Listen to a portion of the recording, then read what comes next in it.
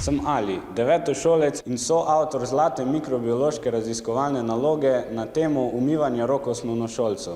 Jemanje vzorcev na terenu in delo v mikrobiološkem laboratoriju je bilo res super. Meni pa se porajajo tudi številna vprašanja o iskanju cepiva in zdravila proti novemu koronavirusu. Odgovore na vprašanja sem poiskal na našem Kemijskem inštitutu pri doktorju Romanu Jerali. Ali lahko na enostaven način razložite, kako deluje cepivo?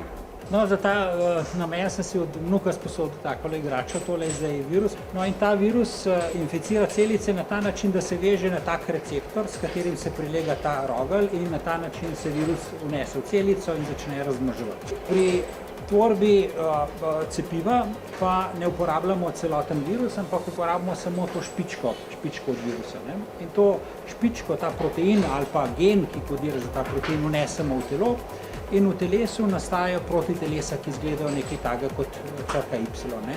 In potem, ko pride do dejanske okužbe, se protitelesa, ki se v telesu vežejo na to špičko in preprečijo, da bi se virus vezal na receptor in na ta način ne more okužiti celic. Kako hitro se bo začelo cepljenje? Cepljenje se bo začelo takoj, ko bo končana tretja faza testiranja, torej ko preverjajo učinkovitost cepiva in tudi varnost. Mogoče celo do konca letošnjega leta, da bodo prva cepiva odobrena in da se bo začelo cepljenje. Bo cepivo enako za odrasle in za otroke? Trenutno žal nobenega cepiva ne testira na otrokih, tako da ne vemo. Zelo verjetno bo enako, čeprav se imunski sistem otrok nekoliko razlikuje.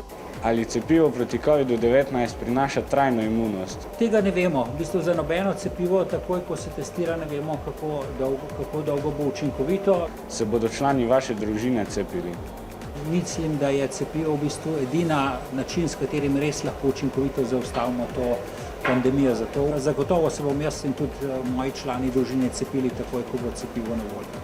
Razvoj cepiva je zahteven in dolgotrajen proces. Držim pa pesti, da bo boj proti novemu koronavirusu čim bolj učinkovit. Adijo!